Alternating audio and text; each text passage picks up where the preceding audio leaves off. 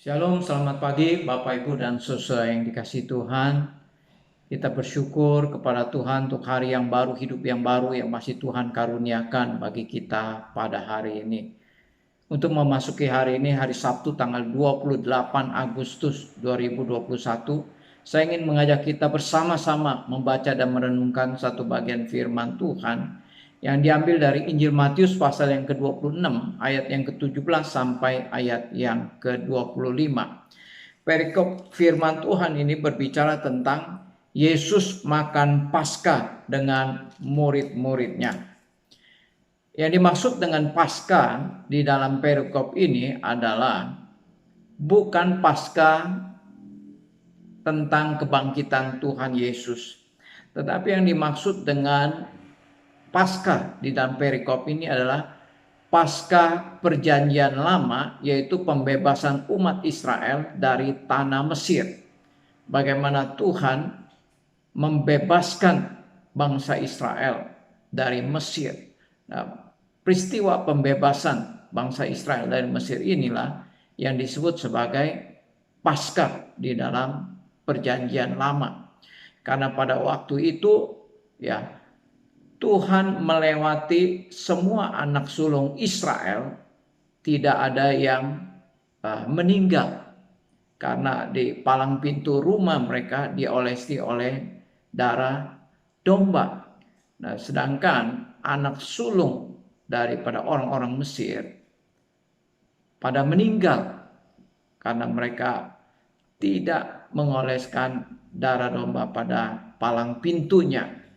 Nah, peristiwa pembebasan bangsa Israel dari Mesir inilah yang dirayakan sebagai hari Paskah, yaitu Tuhan melewati. Ya. Nah, pada waktu peristiwa Yesus dan murid-muridnya makan Paskah, Tuhan Yesus menyampaikan satu hal yang sangat penting. Dikatakan oleh Tuhan Yesus kepada murid-muridnya demikian. Aku berkata kepadamu, sesungguhnya seorang di antara kamu akan menyerahkan aku. Tuhan Yesus berbicara kepada ke-12 muridnya.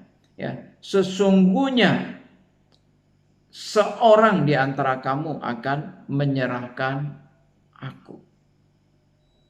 Ya, di dalam perikop sebelumnya yang sudah kita renungkan, ya kita ketahui bahwa setelah Tuhan Yesus menegur Yudas, maka Yudas pergi kepada imam-imam kepala dan dia berencana untuk menyerahkan Yesus kepada imam-imam kepala dan sepakat dengan 30 keping uang perak.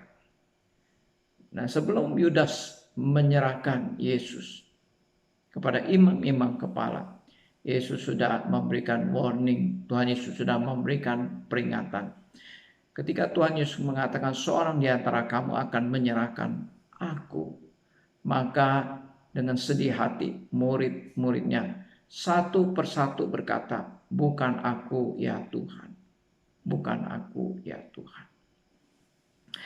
Tuhan Yesus melanjutkan mengatakan demikian, dia yang bersama-sama dengan aku mencelupkan tangannya ke dalam pinggan ini, dialah yang akan menyerahkan aku. Anak manusia memang akan pergi sesuai dengan yang ada tertulis tentang dia. Akan tetapi celakalah orang yang olehnya anak manusia itu diserahkan. Adalah lebih baik bagi orang itu sekiranya ia tidak dilahirkan. Nah, setelah mendengarkan perkataan Tuhan Yesus ini, Yudas menjawab, bukan aku ya Rabi. Kata Yesus kepadanya, engkau telah mengatakannya. Nah, Bapak, Ibu, dan Saudara yang dikasihi Tuhan, apa yang kita bisa pelajari dari bagian firman Tuhan ini?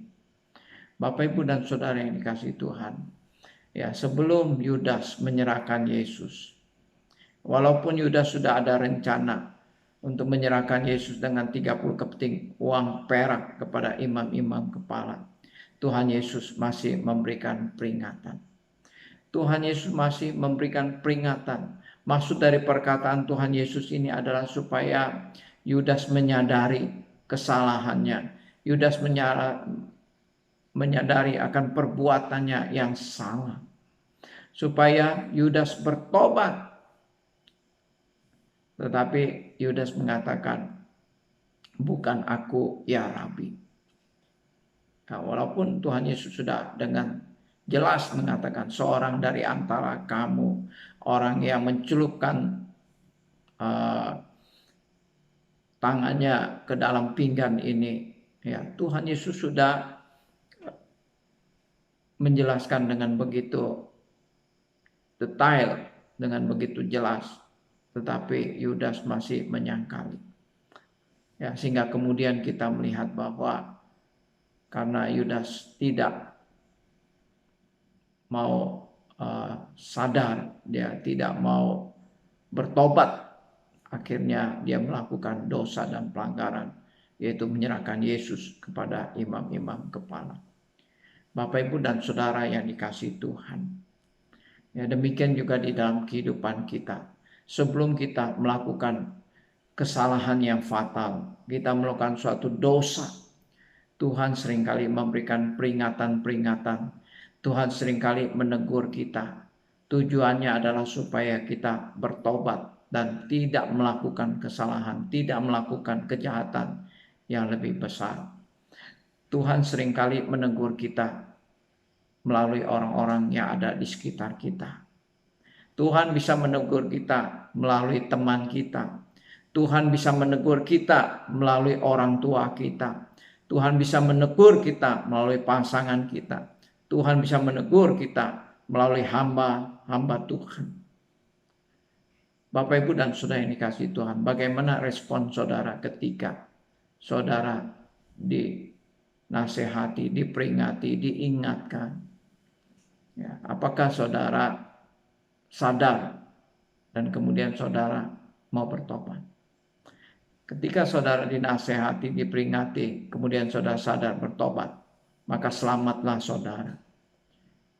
Tetapi jika saudara ya, sudah dinasehati, sudah diperingati, saudara tetap menyangkal, ya, saudara tidak mau sadar, tidak mau bertobat, saudara akan melakukan kesalahan yang lebih besar. Saudara akan melakukan dosa yang lebih besar lagi.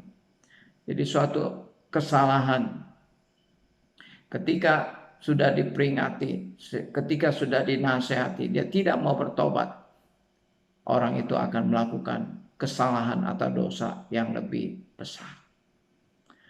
Nah, Bapak, Ibu, dan Saudara yang dikasihi Tuhan, berbeda dengan Petrus, ya, berbeda dengan Petrus. Ya, kemudian nanti kita akan merenungkan di dalam pasal berikutnya. Petrus juga diperingatkan oleh Tuhan Yesus.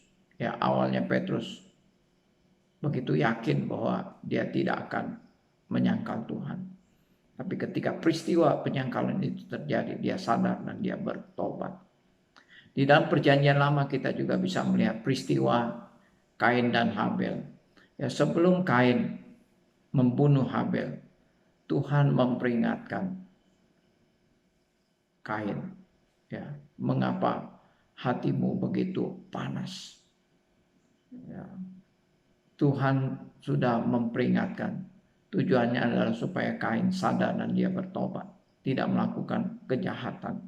Tetapi karena dia mengeraskan hatinya, dia tidak mau bertobat, akhirnya dia membunuh anak adiknya Habel. Demikian juga dengan Yudas. Sebelum Yudas menyerahkan Yesus untuk ditangkap, Tuhan Yesus sudah menasehati, memperingatkan, dan peringatan Tuhan Yesus ini tidak diindahkan, sehingga kemudian Yudas pada akhirnya menyerahkan Yesus, dan akhirnya dia menyesal dengan apa yang dia lakukannya. Nah, oleh karena itu Bapak, Ibu, dan Saudara yang dikasihi Tuhan, di dalam kehidupan kita, jika ada kesalahan dan dosa yang kita lakukan, kita perbuat, ada orang yang menegur kita, jangan kita mengeraskan hati. Kalau apa yang dinasihati, diperingati, itu adalah benar, maka kita harus bertobat. Kita harus berubah. Kiranya Tuhan memberkati kita. Bapak, Ibu, dan Saudara yang kasih Tuhan, Besok adalah hari ibadah kita. Marilah kita siapkan hati kita untuk beribadah dan berbakti kepada Tuhan. Kita datang ke hadapan Tuhan dengan penuh kerinduan untuk memuji dan menyembah Dia, karena hanya Dia yang patut kita puji dan kita sembah. Selamat beraktivitas, Tuhan memberkati kita.